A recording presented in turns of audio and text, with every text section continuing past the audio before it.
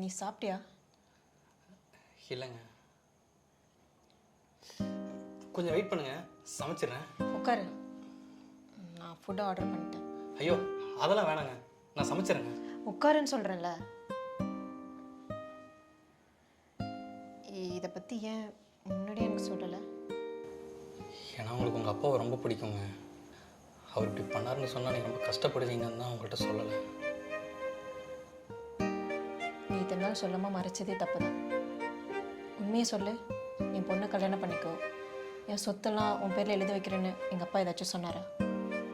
சொன்னாருங்க, நான் வேணாம்னு சொல்லிட்டேன். ஏன்? ஏன்னா எனக்கு உங்களை ரொம்ப பிடிக்குங்க. அதனால தான் எல்லாம் தெரிஞ்சும் உங்களை கல்யாணம் பண்ணிக்கிறதுக்கு ஒத்துக்கிட்டேன். எனக்கு நீங்கள் மட்டும் இருந்தால் போதும்னு தோணுச்சு. உங்களுக்காக என்ன வேணால் பண்ணலான்னு தோணுச்சுங்க.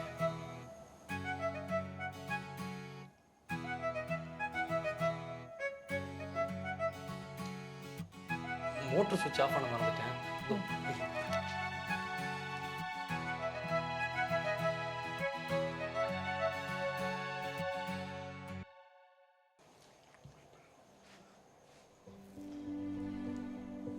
அஞ்சலி,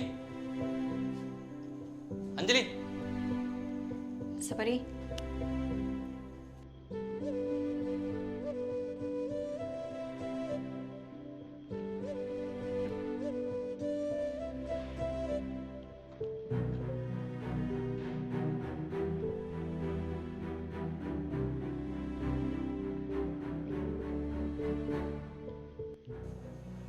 என்னங்க புதுசாக தாலி பொட்டெல்லாம் வச்சுருக்கீங்க?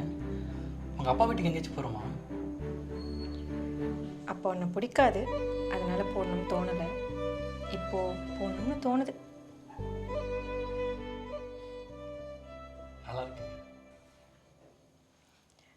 நாளைக்கு வெளியே எங்கேயாச்சும் போகலாமா?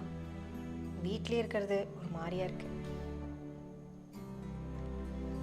ஏன் லீவ் போட முடியாதோ? அப்படிலாம் இல்லைங்க, போடலாம், போட்டுறேன். எப்போ சமைக்கலாம் கற்றுக்கிட்ட? கல்யாணத்துக்கு முன்னாடி வரலாம் சமைக்க தெரியாதுங்க. ஆனால் என்ன பண்ணுறது, கல்யாணம் ஆயிடுச்சு, அதுவும் உங்களை மாதிரி ஒரு பொண்ணு கூட.